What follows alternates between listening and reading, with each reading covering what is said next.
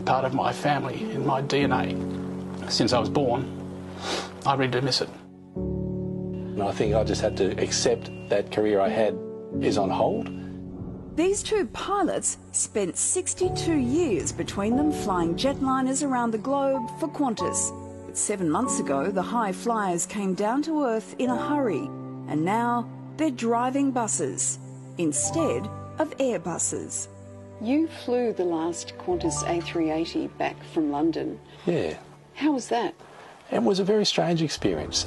And to sit there knowing that this may be the last time you ever fly this aeroplane again is quite emotional, really.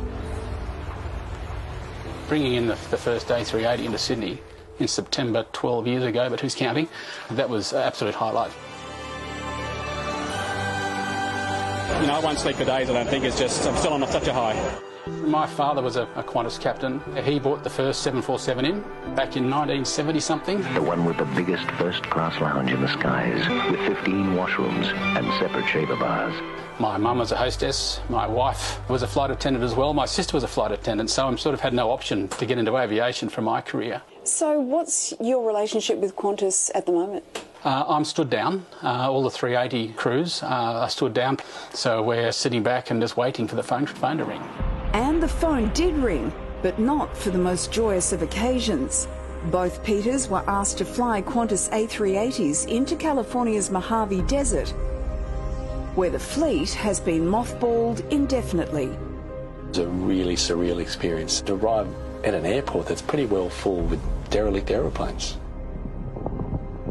Is it emotional leaving the planes behind? Yeah.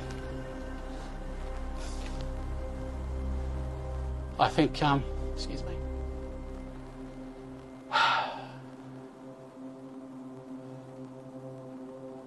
Going to the Mojave was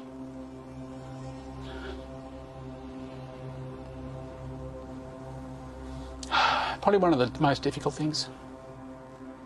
You know, taking that first aircraft that I delivered to the desert, and it'll probably stay there. He won't come back. We all cried. Now there's 10 380s parked in Victorville, parked on the dirt, the tumbling tumbleweeds being blown by the wind. Then you pan away from our 10 aircraft and there's 700 or 800 aeroplanes.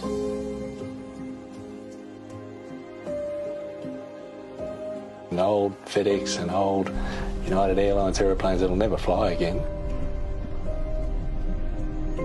It's a very depressing place to go if you're in my situation. Very sad.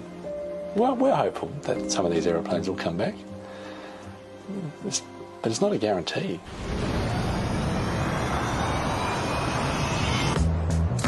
So Peter, how's the first week driving the bus going? It's been pretty good so far. It's only been a day, so it's not really even a week. See you later. Welcome, mate. I like to have a purpose. I also like to learn new things, and I've always enjoyed driving. The end result being here at Forest at Terry Hills. How have you found people on the road? Some of them are really, really courteous, and you put your blinker on and they'll stop and they'll give you the room, and I give them a wave and say thank you very much, but there are the others who need to get in front of the bus, and that's their priority in life. Well, how does it differ to flying an Airbus? Well, it's just the level of concentration. There's very intense concentration flying an Airbus, but for shorter periods of time. Depending how long that flight is, I might be able to go back and have a crew rest and maybe watch a movie and have a snooze.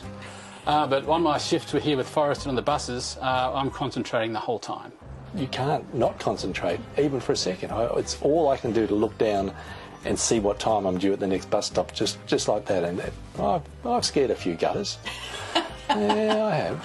Must have been exciting for you. Very exciting. I have a newfound respect for heavy vehicle drivers around Sydney, which is quite challenging on some of the roads we have to use.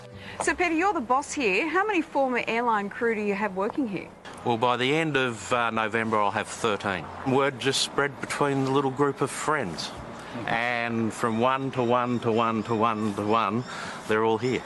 So what's special about the long haul guys? Well, it just means I won't be back in the air for a while, so it means I get to... I think he just capitalised on you. It means I get to keep them for a bit longer. I think we're very lucky to have what we've got, to have a reason to get up and go to work and provide for the family and things like that. That's great for our mental health. There's plenty of